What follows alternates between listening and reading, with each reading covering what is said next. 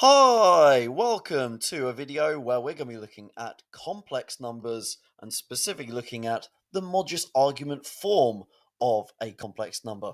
What is that? Why is it useful? Why do we care about it? All that sort of stuff. It will all become clear if you watch this video. So let's get kicked off. What is our modulus argument form? Well, hopefully you know what modulus and argument in general are of a complex number. And if you don't, I would recommend watching my previous video on just that topic. So that's something you can go and look. But once you know what a modulus and an argument is for a complex number, modulus argument form, sometimes by the way also known as polar form, is written as follows. You write z as being equal to r, open brackets, cos of theta plus I sine of theta. That's I lots of sine theta. Close brackets. What the hell's going on with that? Well, answer is R is basically the modulus of that complex number. So once you know what the modulus of the complex number, you just whack it into this structure that you can see before you, and then boom, you've got what you need. And then theta, well, that's just simply the argument of that complex number as well. And so again, just place it in this structure, and there you go. You've got the modulus argument form of a complex number. It really is that easy as long as you know how to find the modulus and the argument. So let's go and do an example of that. Let's say, for instance, you have the complex number -3 plus 3i, and we want to write it in modulus argument form or polar form, as you can see there. So first thing you need to do is find the modulus and find the argument. The modulus is always the easy bit. The modulus is just a case of doing Pythagoras, of course. So we're going to do Pythagoras with -3 and 3, the real and imaginary components of that complex number. And so if we do that, you'll end up with the number 3 root 2. There you go. So that's the first bit done. Now we need to find the argument, and you might remember, if you did watch my other previous video, I recommend drawing an Argon diagram to help you do this. Doesn't need to be an accurate one, just needs to be a rough sketch just to help you see what's going on. -3 plus 3i, well, as the horizontal axis is the real axis, the vertical axis is the imaginary axis. -3 plus 3i will be roughly somewhere over here.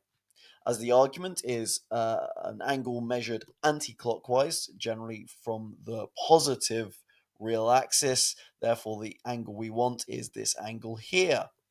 So to do that, we draw a triangle, a right-angled triangle, and basically do some right-angled trigonometry or SOHCAHTOA stuff to work out this angle. We know this length is 3. We know this length is 3. I'm going to treat them as lengths and temporarily ignore the minus sign because the diagram will help us deal with, what to do with that minus sign later. So therefore, we can do arctan of 3 over 3. And that would get you, I'm going to leave a gap because I'm going to write something in front of it in a bit, but that will get us pi over 4. However, we must realize that that won't get us the final answer because we want not the angle that I'm shading here. We don't want that angle. We want the other one. So we realize that the real argument we want, the real angle we want, will be pi minus arctan. So actually, no, I'm not going to write it in front of there because I haven't left enough space, have I? So we will write it on a new line. So the real argument, in other words, theta, that will equal pi minus pi over 4, which is 3 pi over 4. So now we have our modulus. Our modulus was 3 root 2, so that's our r. We have our argument, so that will be theta. And therefore, the final answer, putting that all together, will be to point out that z is equal to 3 root 2, the value of r, lots of cos of theta, so that's cos of 3 pi over 4, plus I sine of theta again, so that's 3 pi over 4 once more. And closing all the brackets, there you go. We have written that number in we've written that complex number in modulus argument form. Something worth pointing out, cos of 3 pi over 4 and sine of 3 pi over 4 are numbers that technically could be found. We don't want to do that. We want to leave it as cos of 3 pi over 4 written in that form, and sine of 3 pi over 4 written in that form, because the whole point of this format for a complex number is it allows you to very easily and quickly read off what the modulus and the argument are for that particular complex number. So you can just quickly look at it and go, right, okay, I know this is the modulus instantly, and I know, okay, either there or from reading it from there, they should be the same number anyway. That is the argument of it. Okay, so that's if you're starting off being given it in the form a plus bi, and you want to convert to modulus argument form. What happens if you start off being given polar form or modulus argument form, same thing, and how do you get back to the original complex number? Well, you see, that is why on the previous example I told you not to work out what cos of 3 pi over 4 and sine of 3 pi over 4 are. Because here's the actual secret thing. Modulus argument form is numerically telling you the exact same thing that a plus bi form is. All we've done is done some factorizing and some writing of numbers in exact form rather than converting them to whatever the trig function is. Because let's say we've got a complex number in this quadrant up here. Well, the modulus, of course, is the length of that line there, and then the argument is this angle here. If you are trying to therefore work out what the real part of that complex number is, we can form a right angle triangle, and of course the real part will just be this length here. So all you need to do to work out that length is basically some trigonometry, which is what modulus argument form is already doing for you. If you're writing r cos theta plus I sine theta, the real part of this complex number can be found by doing r cos theta times by the r. Basically the whole bits of modulus argument form that don't involve an I. Because, of course, if we've got the hypotenuse, which is the modulus of z, we times it by the cosine of theta, you are going to get the adjacent, which is that horizontal side. Same thing for the imaginary part. The imaginary part is just going to be the vertical side of this triangle, and therefore it's going to be r times by the sine of the angle, because that would get you the opposite. So let's put that into practice and do an example. So, for instance, we're beginning with a complex number with the modulus of 8 and an argument of minus pi over 3. Find the number a plus bi. So, how do you do it? Well, quite simply, put it in modulus argument form first, because that's going to be really helpful. So, 8 lots of cos of minus pi over 3 plus I sine of minus pi over 3. There you go. So it's in modulus argument form. Why is that useful? Well, now if you want to find what the real part, the a, is, all you're going to need to do is multiply out the brackets. And also, to find the imaginary part, all you're going to have to do is do the same with the imaginary parts as part of multiplying the brackets. So you're going to end up with 8 lots of sine of minus pi over 3.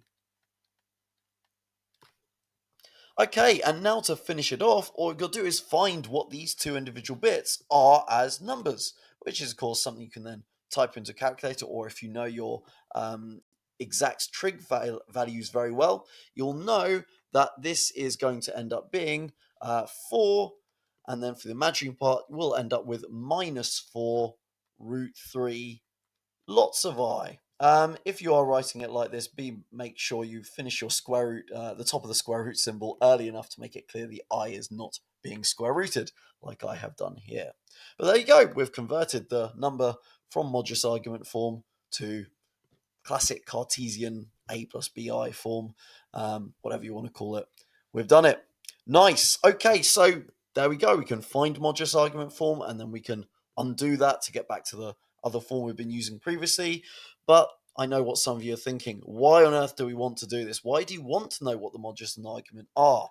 Well, here's why it's useful. See, up until now, you've been having some complex numbers which were in the form a plus bi, so you might be given two complex numbers, like for instance z equals 2 plus 3i, and then we could be given another number, complex number, let's call it w, and that could be, I don't know, 4 plus 5i. Now, we can already do a lot of operations with them. For instance, we can do multiplication, z times w, which would be 2 plus 3i times by 4 plus 5i, and you could work that out. All you'd have to do is multiply out the brackets, do some simplification with the i's, and then you'd be able to see overall what's the total real, what's the total imaginary components of that complex number. You will have done the multiplication. But what if I told you modulus argument form will make this far easier? Maybe not just if you're just multiplying two complex numbers together. What happens if you're multiplying three complex numbers together? Or even worse, what happens if you're doing powers and things like this that require effectively lots of multiplication? Well, that's where the modulus argument form of a complex number really comes into its own.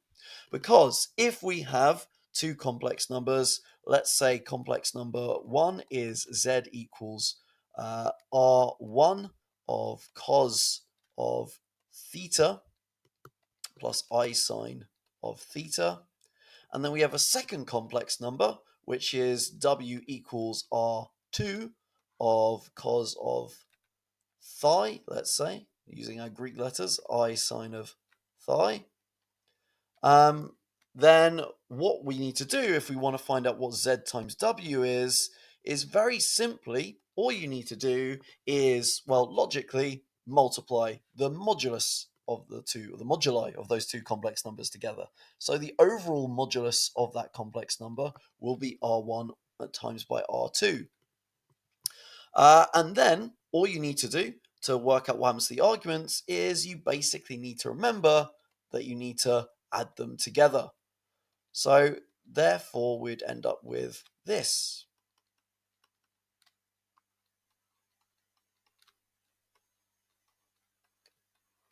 Cool. And that would be the overall form of what z times by w would be as a complex number in modulus argument form. So in general, we could say the modulus of zw is equal to the modulus of z times by the modulus of w.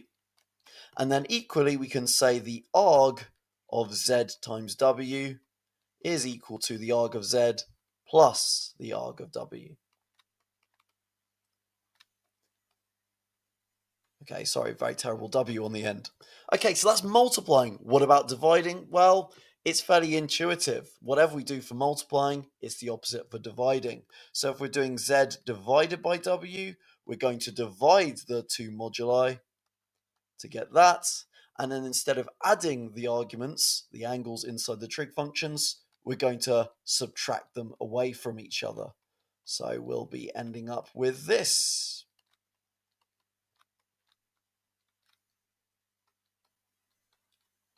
And that will get you what z divided by w is. So in general, as a general rule, if you're doing z divided by w, the modulus of that will be equal to the modulus of the individual things divided. And if we're doing the argument, or the arg of z over w, that is equal to arg of z take away arg of w. Now, for what it's worth mentioning that you are allowed to quote these rules without any justification to quickly allow you to multiply or divide complex numbers by each other. It's worth mentioning, though, there is very good reasons mathematically about why this happens, and I will explain that in a future video because the explanation about why is a bit more clear if you look at the complex numbers in exponential form, which is another third way of writing complex numbers, which we'll be looking at in a future video. However, if you're only doing further maths AS level, you don't need to know exponential form, and therefore for these things you can just accept that these rules are true and you need to remember them off by heart as a result. So yeah, please do watch my future video if you want to know why this works.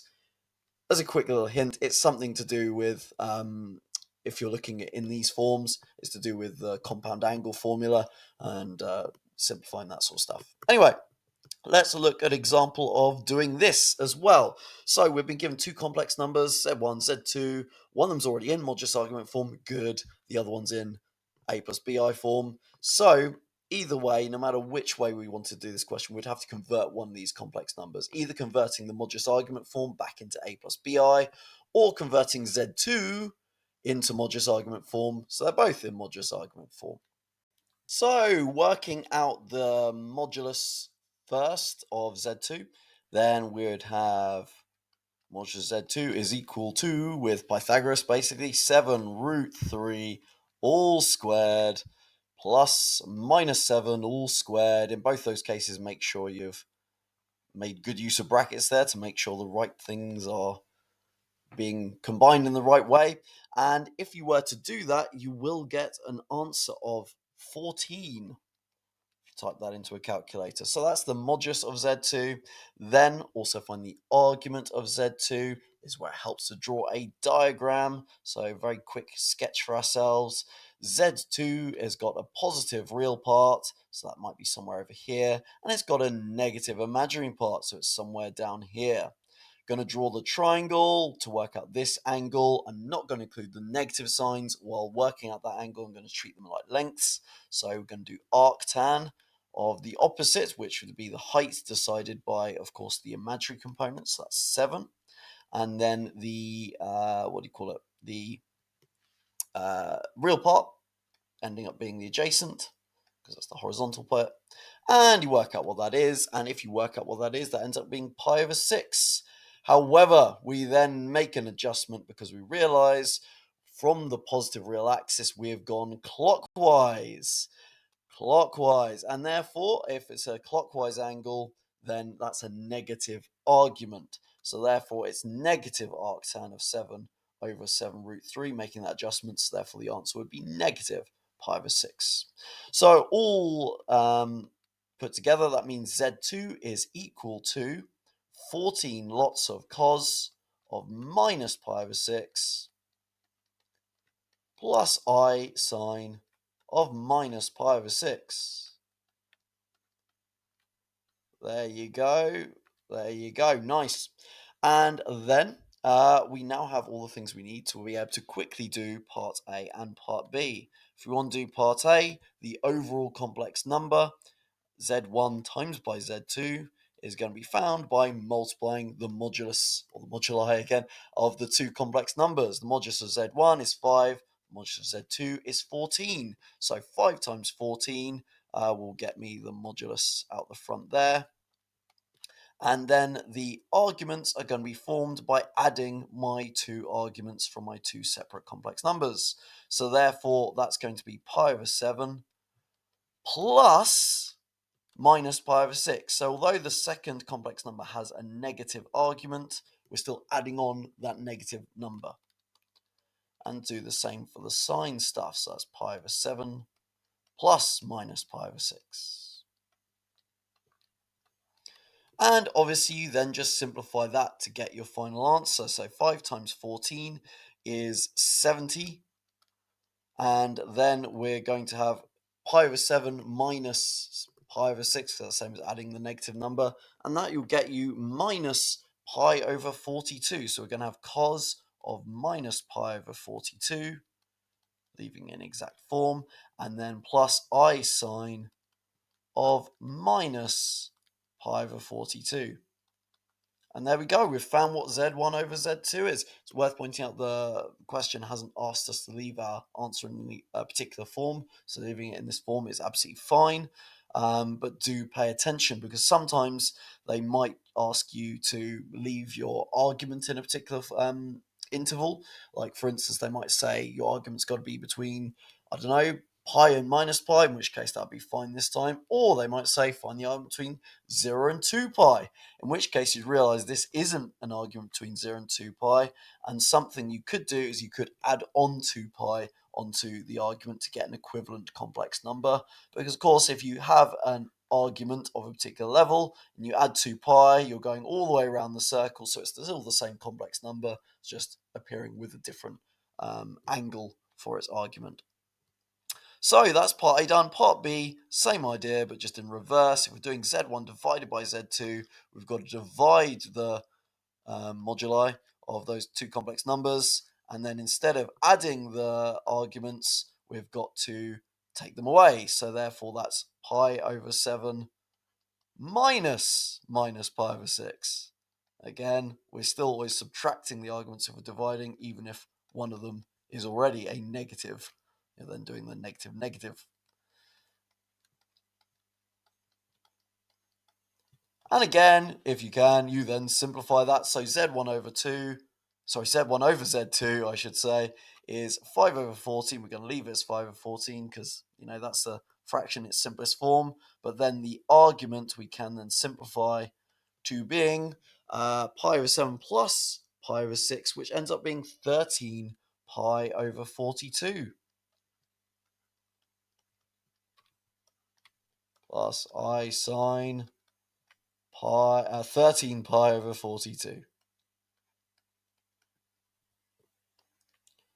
Okay, there you go. We've done it. We've used modulus argument form to help us simply multiply or divide complex numbers. And as I said, we're probably maybe only saving a bit of time doing it this way, if you're multiplying two complex numbers together, but you're really saving loads of time if you have to multiply lots of complex numbers together, or doing powers, which is something we'll look at in a future video. And also, it's worth pointing out that some complex numbers just are horrible in the form a plus bi, so actually it's better leaving them in this form because, for instance, z1, because it's got an argument of pi over 7, if you were to try to convert that to a plus bi form, you would have absolutely horrific decimals, which, okay, you can deal with it, but it's just nicer if you don't have to. Brilliant, so that's us done for this video, in which case I shall hopefully see you in a future video.